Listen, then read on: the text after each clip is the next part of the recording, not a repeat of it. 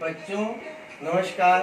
आज हम कक्षा द्वादश विषय भौतिकी पाठ विद्युत आवेश एवं क्षेत्र से प्रश्न किसी वैद्युत द्विध्रुव के कारण निरक्षीय स्थिति में किसी बिंदु पर विद्युत क्षेत्र की तीव्रता के लिए व्यंजक ज्ञात करेंगे। तो उसके लिए हम पहले क्या करेंगे, ए बी एक वैद्युत द्विध्रुव लिए और इसके निरक्षीय स्थिति में एक बिंदु P है जहां पर अपने को विद्युत क्षेत्र की तीव्रता ज्ञात करनी है।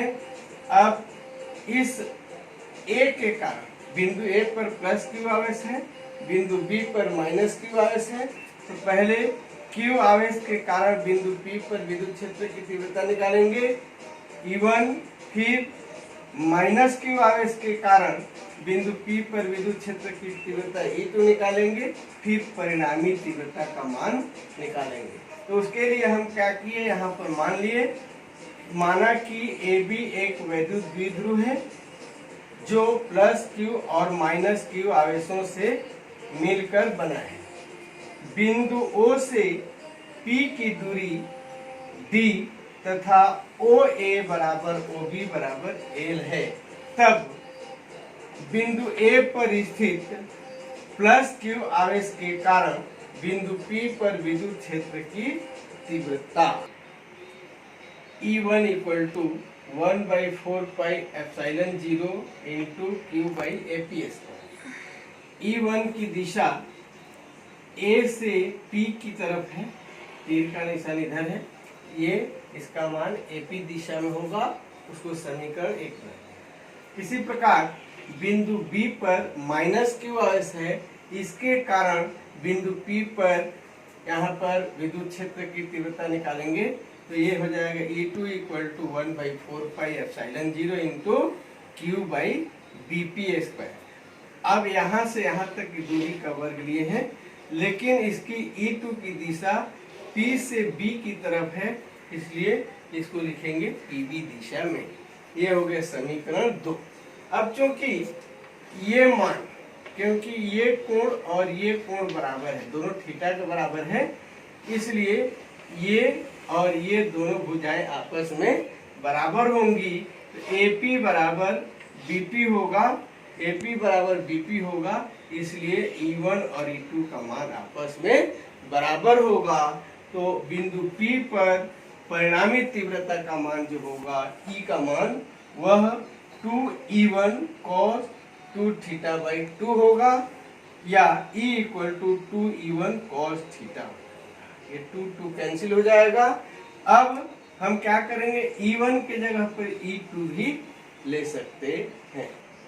अब समीकरण 3 में समीकरण 1 से E1 का मान रखने पर, तो समीकरण 3 में E1 का मान रख दिए, ये हो जाएगा E equal to 2 into 1/4 pi epsilon 0 into Q by AP square into cos theta, equation number 4।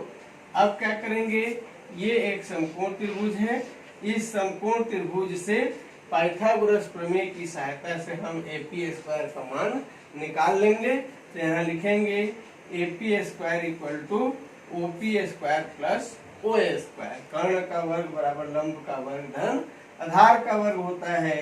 तो AP square equal to OP का मान दिया गया है D, तो D स्क्वायर हो गया, और OA का मान L है, तो L स्क्वायर हो गया, इक्वेशन नंबर 5 हो गया।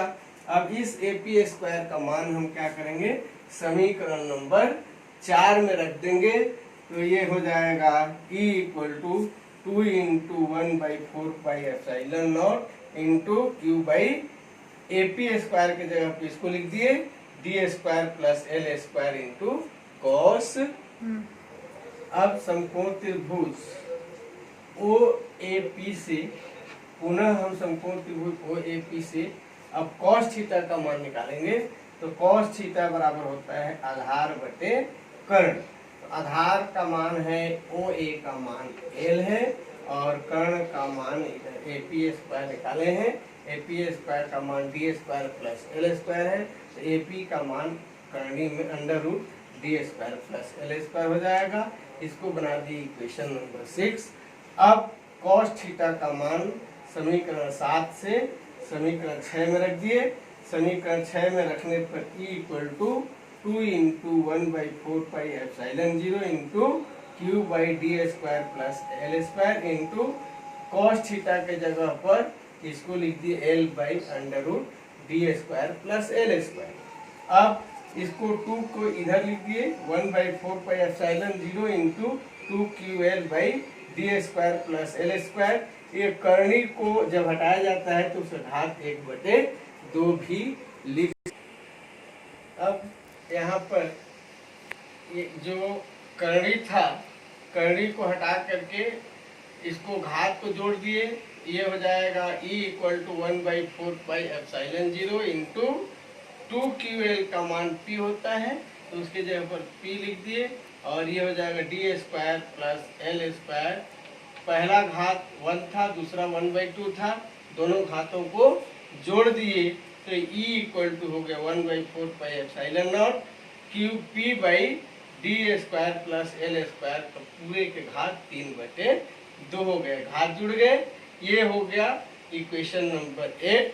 ये विद्युत क्षेत्र की तीव्रता का निरक्षीय स्थिति के लिए सूत्र है।